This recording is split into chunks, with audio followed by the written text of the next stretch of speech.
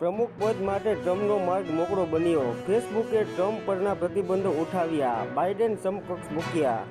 જમ્મુ કાશ્મીરના એલજીને રાજ્ય સરકાર કરતાં પણ વધુ શક્તિઓ અપાઈ.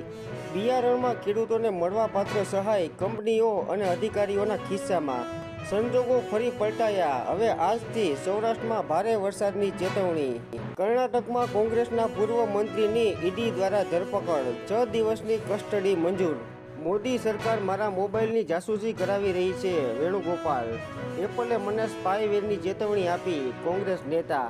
સુરેન્દ્રનગરમાં દબાણ હટાવ ઝુંબેશ ચોથા દિવસે 90 દબાણો દૂર કરાયા. ભારત વિરોધી કાર્યોને ઉત્તેજન બદલ 2 જણ સામે આરોપનામું. દુઃખના પ્રસંગમાં પેરોલ અપાય છે તો ખુશીના પ્રસંગમાં કેમ નહીં? હાઈકોર્ટ. અયોધ્યા પછી બદ્રીનાથમાં પણ ભાજપનો પરાજય. ઉત્તર પ્રદેશના ગાઝિયાબાદમાં મસ્જિદને પત્ર મળ્યો: મસ્જિદના લાઉડસ્પીકર હટાવો, નહીં તો લાશો ગણવા તૈયાર રહેવાની ધમકી. આજે પ્રદેશ કારોબારી પહેલા ધારાસભ્યનો વિડીયો વાયરલ. ઉત્તર પ્રદેશમાં ભાજપની સ્થિતિ ખૂબ જ ખરાબ. ધારાસભ્ય રમેશ મિશ્રા.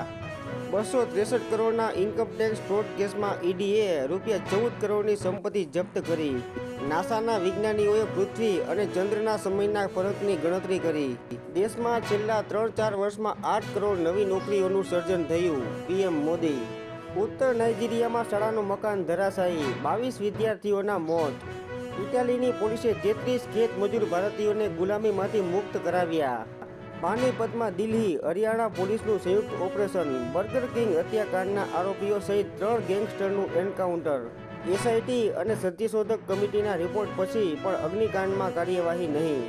મુંબઈ મહાનગરપાલિકાએ પૂજા ખેડકરના બંગલામાં ગેરકાયદે બાંધકામ જણાતા બંગલા બહાર નોટિસ લગાડી.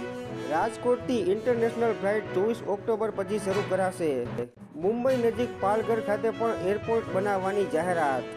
લખનૌમાં સીઆરપીએફના જવાનોની કાર્યવાહી. મજૂરી માટે લઈ જવાતા 26 બાળકોને ટ્રેનમાંથી બચાવાયા.